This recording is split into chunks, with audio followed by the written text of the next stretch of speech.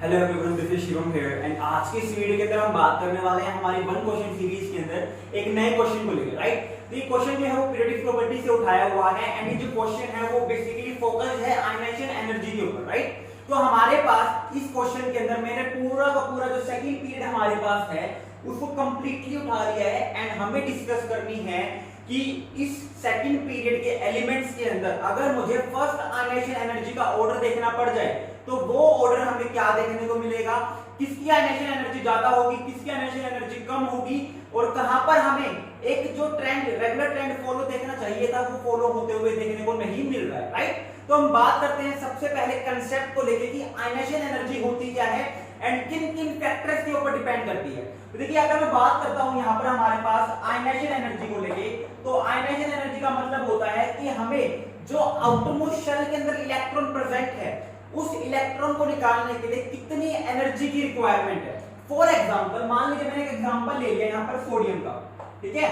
Sodium का हमें पता है एटॉमिक नंबर होता है 11, सोडियम का एटॉमिक नंबर होता है 11। अब यहां पर मेरे पास अगर मैं बात करता हूं सोडियम को लेके, इसकी इलेक्ट्रॉनिक कॉन्फ़िगरेशन क्या रहेगी 1s2 2s2 2p6 and 3s1, right. This is the electronic configuration of sodium. तो यहां पर मेरे पास जो आउटरमोस्ट शेल है वो है 3s वाली। इसके अंदर से एक इलेक्ट्रॉन को निकालने के लिए जितनी एनर्जी मुझे देनी पड़ेगी उसी को मैं क्या कहूंगा, उसी को मैं कहूंगा आयनाइजेशन एनर्जी। यानी कि मान लीजिए मेरे पास यहाँ पे ये न्यूक्लियस है सोडियम का, ये मेरे पास 1s आ गई, ये 2s आ गई, ये मेरे पास 2p आ गई और ये मेरे पास 3s आ गई। इसमें एक इलेक्ट्रॉन है तो कितनी एनर्जी दूं मैं इस इलेक्ट्रॉन को निकालने के लिए, इसी को हम कहते हैं आयनाइजेशन एनर्जी। अगर मैं किसी भी एलिमेंट में से पहला इलेक्ट्रॉन निकालूंगा वैलेंस शेल में से तो उसको हम कहते हैं फर्स्ट आयनाइजेशन एनर्जी, सेकंड निकालूंगा तो उसको हम कहेंगे सेकंड आयनाइजेशन एनर्जी, थर्ड निकालूंगा तो उसको हम कहेंगे third ionisation energy, right. And एक मोस्ट इंपोर्टेंट बात क्या है हमारे पास, जो हमारे पास ट्रेंड रहता है, जो सक्सेसिव आयनाइजेशन एनर्जी होती है वो हमेशा ज्यादा होती है। कहने का मतलब क्या है, आयनाइजेशन एनर्जी 1 जो है सबसे कम होगी, उससे ज्यादा होती है हमारे पास आयनाइजेशन एनर्जी 2 एंड उससे ज्यादा होगी ionisation energy 3 and so, right. इसका रीजन क्या है, इसका रीजन ये रहता है कि हमारे पास जैसे ही एक इलेक्ट्रॉन निकल जाएगा तो मेरे पास जो स्पीशीज है इसके ऊपर कैसा चार्ज आ जाएगा, इसके ऊपर चार्ज आ जाएगा पॉजिटिव, राइट। यानी कि न्यूक्लियस के अंदर अब प्रोटॉन तो ज्यादा हो गए, इलेक्ट्रॉन कम हो गए, तो न्यूक्लियस के अंदर जो प्रोटॉन है, न्यूक्लियस जो हमारा है वो अब इलेक्ट्रॉन को और ज्यादा स्ट्रांगली बाइंड करके रखेगा, ज्यादा फोर्स ऑफ अट्रैक्शन लगाएगा और अगर ज्यादा फोर्स ऑफ अट्रैक्शन लगेगा तो अब ज्यादा एनर्जी देनी पड़ेगी। सिमिलरली जब मैंने दो इलेक्ट्रॉन निकाल दिए अब इसके ऊपर आ जाएगा +2 चार्ज और +2 चार्ज वाली स्पीशीज का मतलब है अब प्रोटॉन और ज्यादा है, यानी कि अब हमारे पास और ज्यादा न्यूक्लियर अट्रैक्शन आउटरमोस्ट शेल का इलेक्ट्रॉन फेस कर रहा होगा, अब और ज्यादा एनर्जी देनी पड़ेगी। इसलिए क्या कहते हैं, सक्सेसिव आयनाइजेशन एनर्जी हमेशा ज्यादा देखने को हमें मिलती है, राइट। तो ये थी हमारे पास बेसिक बातें आयनाइजेशन एनर्जी को लेके। अब हम बात करते हैं कि हमें कैसे डिसाइड करना है इनिशियली किसकी आयनाइजेशन एनर्जी ज्यादा होगी, किसकी आयनाइजेशन एनर्जी हमें कम देखने को मिलेगी। तो देखिए अगर मैं यहाँ पर बात करता हूँ फैक्टर्स वो कौन कौन से हैं जिनके ऊपर हमारी आयनाइजेशन एनर्जी डिपेंड करती है, तो सबसे पहला फैक्टर मेरे पास जो आता है वो रहता है मेरे पास कि fully filled electronic configuration, fully filled electronic configuration, right. And fully filled में भी कौन सी इलेक्ट्रॉनिक कॉन्फ़िगरेशन, फुल्ली फिल्ड में भी हम बात कर रहे हैं यहाँ पर नोबल गैस की, यहाँ पर हम बात कर रहे हैं फुल्ली फिल्ड में भी नोबल गैस की। अगर हमारे पास नोबल गैस इलेक्ट्रॉनिक कॉन्फ़िगरेशन है किसी भी एलिमेंट की तो उसकी आयनाइजेशन एनर्जी उस पूरे पीरियड में सबसे ज्यादा हमें देखने को मिलती है, क्योंकि नोबल गैस इलेक्ट्रॉनिक कॉन्फ़िगरेशन का मतलब है कि उसके आउटरमोस्ट शेल कंप्लीट है और आउटरमोस्ट शेल कंप्लीट होने का मतलब है कि जिस वजह से वो रिएक्टिविटी करना चाहता था, जिस वजह से वो इलेक्ट्रॉन या तो देना या लेना चाहता था, अब वो उसके पास वजह ही नहीं है। तो क्यों कोई स्टेबल मॉलिक्यूल अपना इलेक्ट्रॉन आसानी से छोड़ेगा, क्योंकि इसको पता है इलेक्ट्रॉन दे दिया तो वो अनस्टेबिलिटी की तरफ जाएगा, अब दोबारा कोई इलेक्ट्रॉन लेना पड़ेगा अपने आप को स्टेबलाइज करने के लिए। तो ऐसी स्पीशीज की जो आयनाइजेशन एनर्जी होती है सबसे ज्यादा हाईएस्ट हमें देखने को मिलती है। तो जो पहला फैक्टर था जो आपको देखना है इस पूरे पीरियड के अंदर कि पूरे पीरियड में अगर कोई नोबल गैस का एलिमेंट है तो उसकी आयनाइजेशन एनर्जी हमें सबसे ज्यादा देखने को मिलेगी, राइट। सेकंड अगर हम बात करते हैं, यहां पर हमारे पास सेकंड बात आती है एटॉमिक रेडियस को लेकर। जो हमारे पास सेकंड बात आती है आयनाइजेशन एनर्जी में वो आती है एटॉमिक रेडियस को लेके। जैसे जैसे एटॉमिक रेडियस मेरी डिक्रीज होती चलेगी, यानी कि मेरे पास जो वैलेंस शेल के इलेक्ट्रॉन हैं वो न्यूक्लियस के उतना ही ज्यादा क्लोज में आ जाएंगे, उतना ही ज्यादा पास में आ जाएंगे। न्यूक्लियर अट्रैक्शन वैलेंस शेल के इलेक्ट्रॉन उतना ही ज्यादा फेस कर रहे होंगे एंड उतना ही ज्यादा आयनेशन एनर्जी हमें देखने को मिलेगा उस टाइम पर, क्योंकि जितना ज्यादा न्यूक्लियर अट्रैक्शन उस इलेक्ट्रॉन को निकालना, उस अट्रैक्टिव फोर्स से हटाना, ठीक है, उतना ही ज्यादा मुश्किल हो जाएगा। तो हमारे पास जैसे जैसे एटॉमिक रेडियस डिक्रीज होती है, आयनेशन एनर्जी क्या होगी, इंक्रीज देखने को मिलेगी। आयनेशन एनर्जी इंक्रीज देखने को मिलेगी। और हमें पता है जब हम अलोंग द पीरियड मूव करते हैं, जब हम अलोंग द पीरियड मूव करते हैं तो ऐसे केसेस में जो रेडियाई है वो क्या होती है, डिक्रीज होती है, ठीक है। ऐसे केस में जो रेडियाई है वो क्या होती है, डिक्रीज होती है। अगर मैं बात करता हूं थर्ड पॉइंट की, देखिए सिंपल से पॉइंट है, 3 पॉइंट ही बताने हैं मुझे। यहां पर इनके बाद आप आराम से किसी भी पीरियड में अपना आयनेशन एनर्जी को कैचअप कर सकते हो, ट्रेंड निकाल सकते हो, ठीक है। तीसरा हमारे पास है हाफ फील्ड इलेक्ट्रॉनिक कन्फिगरेशन। तीसरा बहुत इंपॉर्टेंट है, ये बच्चे काफी कंफ्यूज रहते हैं, ठीक है। हाफ फील्ड इलेक्ट्रॉनिक कन्फिगरेशन, अगर मैं बात करता हूं हाफ फील्ड इलेक्ट्रॉनिक कन्फिगरेशन को लेके, तो हमें पता है अगर कोई भी एलिमेंट ऐसा है जिसकी आउटरमोस्ट शेल हाफ फील्ड है, यानी कि उसके जितने भी ऑर्बिटल्स हैं उसके सब शेल में वो सारे के सारे सिंगली ऑक्यूपाइड हैं, तो ऐसी ही कन्फिगरेशन को हम क्या कहते हैं, हाफ फील्ड इलेक्ट्रॉनिक कन्फिगरेशन कहते हैं। एंड इस केसेस में होता क्या है, एक एक्स्ट्रा स्टेबिलिटी फैक्टर होता है। हाँ, माना हमने कि वो भी फुली फील्ड नहीं है, कंप्लीटली स्टेबलाइज नहीं है, लेकिन वो एक अनसिमेट्रिकल फील्ड इलेक्ट्रॉनिक कन्फिगरेशन से ज्यादा स्टेबलाइज होती है, क्योंकि इसमें सिमेट्री हमें देखने को मिल रही है। जैसे कि मेरे पास नाइट्रोजन के पास क्या होती है, 2p3 इलेक्ट्रॉनिक कन्फिगरेशन देखने को मिलती है। p सब शेल के अंदर 3 ऑर्बिटल होते हैं और हर एक ऑर्बिटल में 1 इलेक्ट्रॉन है। तो ये मेरे पास क्या है, हाफ फील्ड इलेक्ट्रॉनिक कन्फिगरेशन है। इसके पास क्या प्रेजेंट है, सिमेट्री प्रेजेंट है और सिमेट्री लीड्स टू स्टेबिलिटी।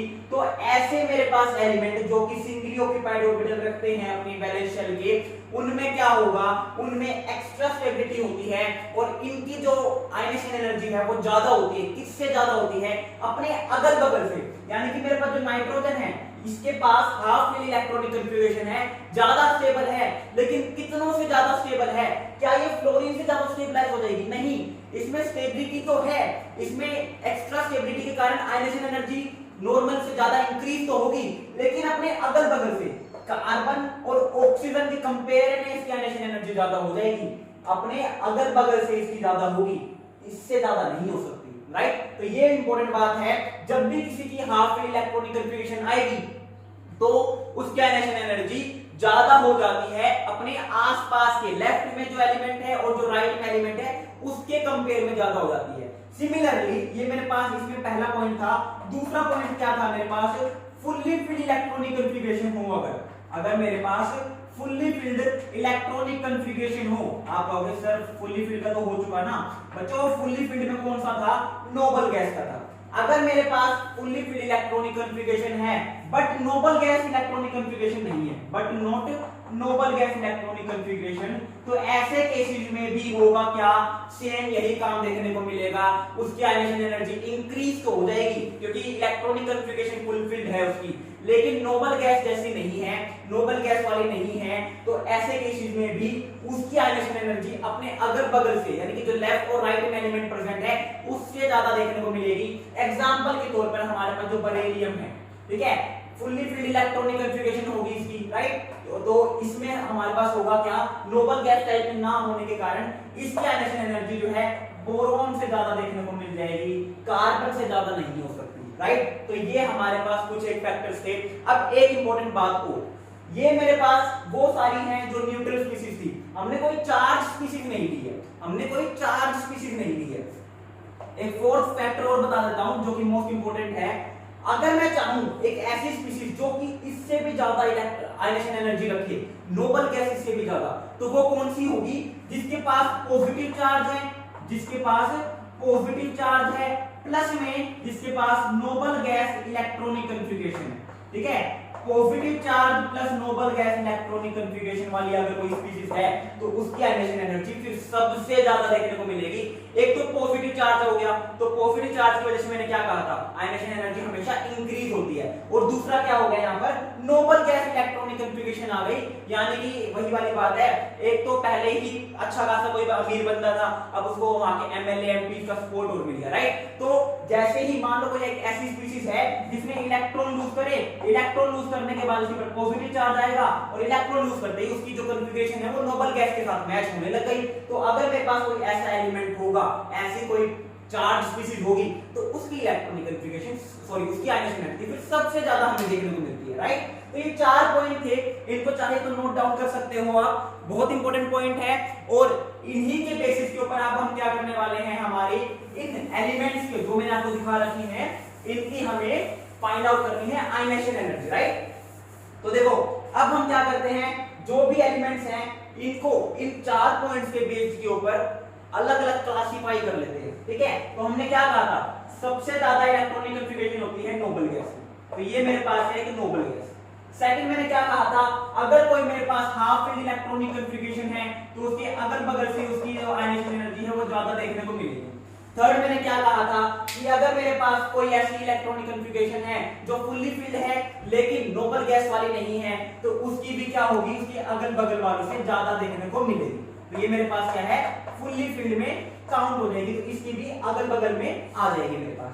अब देखो मैंने चौथा पॉइंट क्या बताया था, एक पॉइंट और बताया था क्या, कि जैसे जैसे रेडियस डिक्रीज होगी आयनाइजेशन एनर्जी इंक्रीज होगी। तो यहां पर जब मैं जाऊंगा लेफ्ट टू राइट जब मूव कर रहा हूं, तो मेरे पास जो एटॉमिक रेडियाई है, जो मेरे पास एटॉमिक रेडियाई है वो क्या हो रही है, वो डिक्रीज हो रही है, यानी कि आयनाइजेशन एनर्जी इंक्रीज हो रही है।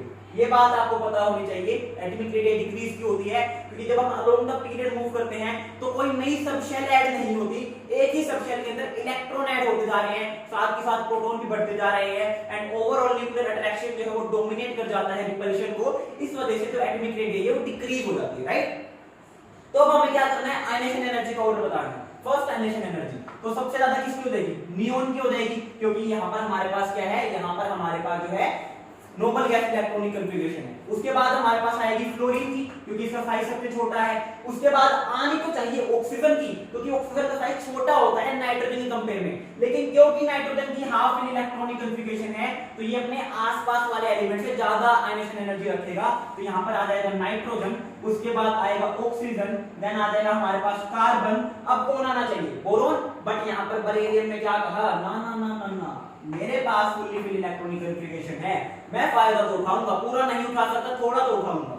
उसके बाद हमारे पास कौन आ जाएगा, बोरोन, एंड देन हमारे पास आ जाएगा लिथियम। तो ये हमारे पास जो है फर्स्ट आयनाइजेशन एनर्जी का ट्रेंड देखने को मिल जाएगा। तो आई होप आपको ये चीजें समझ में आ गई होगी। तो अगर आपको ये कंसेप्ट समझ में आ गया तो आपके लिए होमवर्क ये है कि जो आपके पास सेकंड पीरियड के एलिमेंट है, आपको क्या करना है, इनकी सेकंड आयनाइजेशन एनर्जी का जो ऑर्डर है, इसकी सेकंड आयनाइजेशन एनर्जी का जो ऑर्डर है वो खुद से कैलकुलेट करना है। सेकंड आयनाइजेशन एनर्जी में आपको क्या कंसीडर करना पड़ेगा, आपको ये कंसीडर करना पड़ेगा कि इन सभी स्पीशीज के ऊपर एक पॉजिटिव चार्ज है, इन सभी स्पीशीज के ऊपर क्या है, एक पॉजिटिव चार्ज हमें देखने को मिल रहा है। एक एक इलेक्ट्रॉन निकाल देना, एंड देन आपको जो भी ऑर्डर आए वो या तो कमेंट सेक्शन में कमेंट कर देना, या व्हाट्सएप पे मैसेज कर सकते हो, इंस्टाग्राम पे मैसेज कर सकते हो, या फिर टेलीग्राम पे भी मैसेज कर सकते हो। इन सभी सोशल प्लेटफॉर्म का लिंक आपको डिस्क्रिप्शन बॉक्स में मिल जाएगा। सो आई होप आपको जो वीडियो है और जो कंसेप्ट है वो समझ में आया होगा, एंड जो भी डाउट है इस आयनाइजेशन एनर्जी को लेकर वो भी क्लियर हो गया होगा। So thank you very much, have a good day.